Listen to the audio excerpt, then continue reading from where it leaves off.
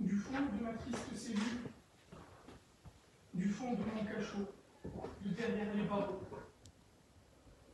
Prisonnier de cette tour, de ces murs, de ces maudits verrous.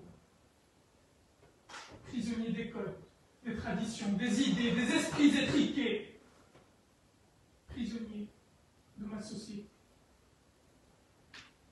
Monsieur le Président, Madame, Messieurs de la Cour, Sandy était elle aussi prisonnière. Prisonnière de parents qu'il faut écouter, d'amis avec leurs préjugés, prisonnière d'un corps qui n'est pas le sien, un corps qu'il a fallu changer. Mais les chaînes ont fini par se briser lorsque Sandy a décidé de subir des dizaines d'opérations pour changer de sexe. Enfin elle-même, enfin femme, quoi de mieux que d'être une femme? La plus belle des fleurs de la création. L'éternelle inspiration de son nom.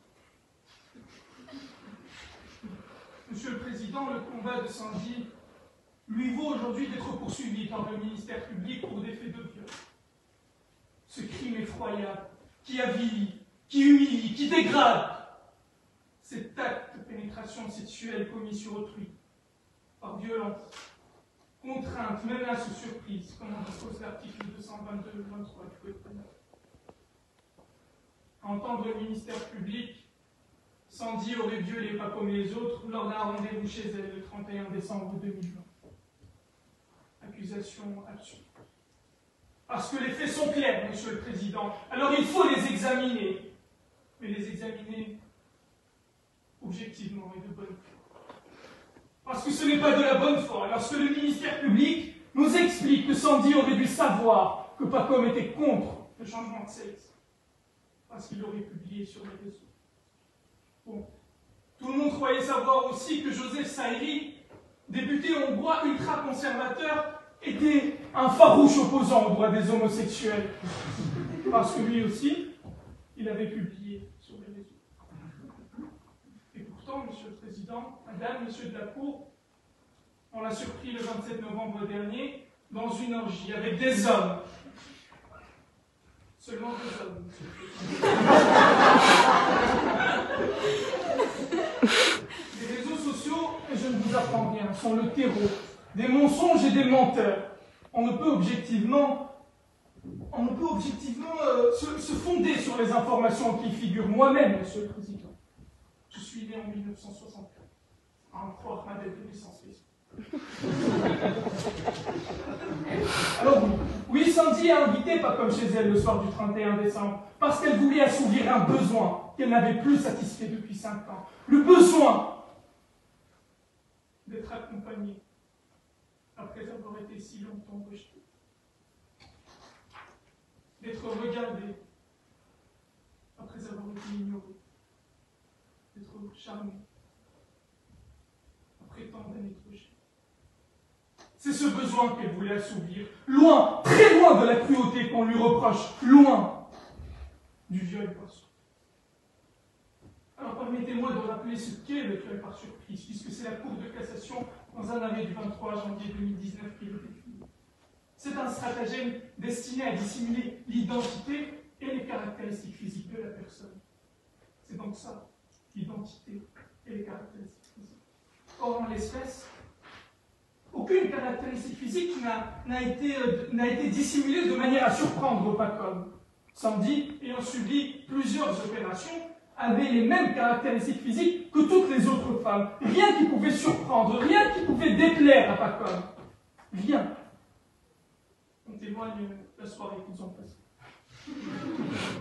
Et d'autre part, l'identité de Sandy n'a-t-elle aussi d'aucune manière été dissimulée.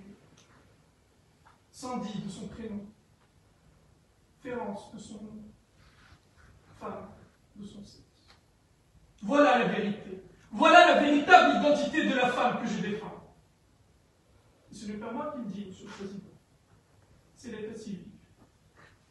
Ainsi, son identité officielle aux yeux de la loi, celle qui compte, mesdames, messieurs, c'est celle de Sandy Férence, et pas une autre. Les faits sont clairs. La jurisprudence est limpide. L'infraction de viol par surprise n'est pas constituée. Et je demande à ce titre l'acquittement de Sandy. Monsieur le Président, Madame, Messieurs, Sandy a trop longtemps souffert. Elle a été une femme solitaire, malheureuse, mal aimée, rejetée par sa famille, ignorée par ses amis, trahie par tous. Alors, il nous faut que tant de peine, tant de douleur, de combats menés laissent inévitablement des traces. Elle ne pouvait pas révéler un passé si intime, si douloureux, à un homme qu'elle aime bien, certes, mais qu'elle ne connaît pas assez. Et en réalité, Monsieur le Président, ce n'est pas Sandy qu'on veut poursuivre aujourd'hui, c'est le changement de sexe de Sandy. C'est une discrimination scandaleuse que plaide le ministère public, non seulement à l'égard de Sandy, mais de toutes celles et ceux qui n'ont pas eu la chance d'avoir le corps qu'ils voulaient, les chromosomes qu'ils désiraient, la vie dont ils rêvaient. Toutes celles et ceux qu'on a enfermés derrière les barreaux des codes et des préjugés.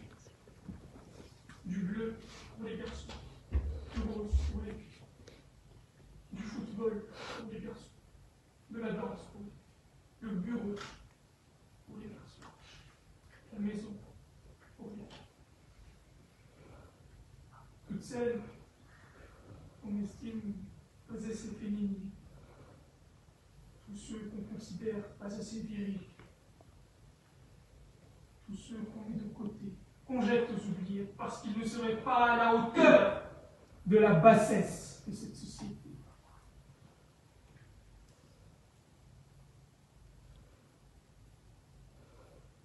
J'ai chanté 10 fois, 1000 fois. J'ai crié sur tous les toits, j'ai hurlé pendant des mois ce que je pensais de toi. Société,